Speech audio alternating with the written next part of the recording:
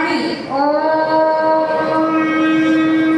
वैदिक अभिवाद सभी को सादर नमस्ते నాకు అవకాశాన్ని కలిగించినటువంటి ప్రిన్సిపల్ సార్ గారికి హృదయపూర్వకంగా మనస్పూర్వకంగా శ్రద్ధాపూర్వక ధన్యవాద్ बहुत बहुत धन्यवाद जी नमस्ते మీరందరూ బాగా చదువుకోవాలని మంచి